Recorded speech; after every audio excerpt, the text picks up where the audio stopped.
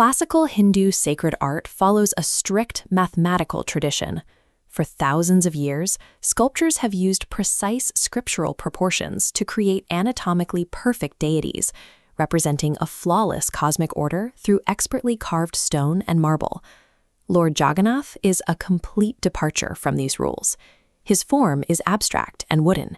He has a flat face, stunted limbs that end without hands, and massive, lidless eyes that stare directly at the observer.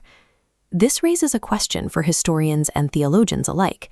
Why would a culture capable of absolute anatomical precision choose to worship an unfinished block of wood as the Lord of the universe?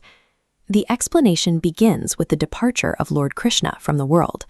It is a story that involves a body part that refused to obey the physical laws of nature, and an artifact that drifted across the ocean for centuries.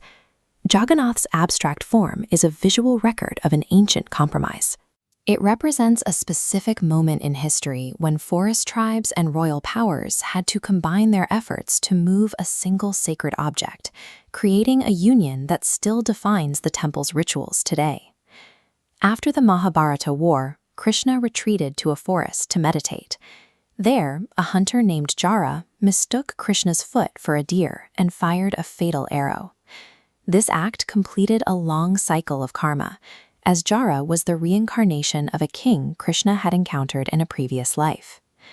When Krishna's body was placed on the funeral pyre, his heart refused to turn to ash. It remained whole, pulsing with energy amidst the flames. Instructed by a divine voice, Arjun cast the cloth-wrapped heart into the sea. Over centuries, deep water pressure and divine energy petrified the relic. Washing ashore on Odisha's coast, it solidified into a glowing blue stone. A local tribal man named Biswabasu, the reincarnation of the hunter Jara, found the stone in the forest. He recognized its power and began worshipping it in secret as Nilamuptaf, the Blue Lord. For generations, this divine presence remained under the exclusive care of the forest tribes, maintained through local customs rather than royal decree. News of the hidden deity eventually reached King Indrayubna. Representing the royal establishment, the king became obsessed with finding the stone and housing it in a grand temple. The king sent his priest, Vidyapati, to find the location. Vidyapati eventually married the tribal leader's daughter and convinced Viswabasu to show him the deity.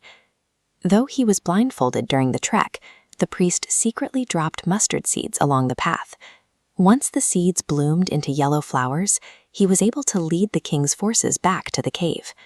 This intrusion caused the blue stone to vanish. Disheartened, the king vowed to fast until death, until a dream revealed his next step.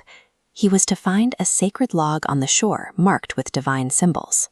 The king found the log, but neither his soldiers nor his elephants could move it. The timber remained anchored to the shore, as if it were part of the earth itself. Success only came when the king and the tribal leader, Biswabasu, lifted the log together. This collaborative effort was the only way to bring the wood to the temple grounds, establishing a requirement for cooperation between the classes. An elderly sculptor then appeared, offering to carve the images. He insisted on being locked in a room for 21 days and warned that he must not be disturbed under any circumstances. On the 15th day, the queen could no longer bear the silence and ordered the doors opened. The sculptor was gone, leaving behind the 3 incomplete idols and a 4th abstract form. The interrupted carving ensured that the deity remained in a state that reflected its dual origins, unfinished by design, so it could belong to both the wild forest and the structured kingdom. The king was told that these abstract forms were the true representation of the divine. The lack of distinct hands and feet meant the deity was not limited to one place or one action, but was present everywhere. This shape carries a significant practical consequence. Because the idol has no legs, it cannot move itself. It is a god that depends entirely on the hands of the people to be mobile. This archival photograph shows the massive wooden chariots built for the Rath Yatra festival. Their architectural scale proves the idols require a massive community effort to move. This ritual changes the flow of devotion, bringing God out into the streets to visit the people. For 9 days, the deity is accessible to everyone, regardless of their social or economic standing. Thousands of people gather to pull the ropes, an act said to cleanse the karma of lifetimes through simple physical participation. The journey of Lord Jagannath suggests that divine presence is realized through the collective labor of the community. His form remains unfinished because it requires the hands of the people to complete his work.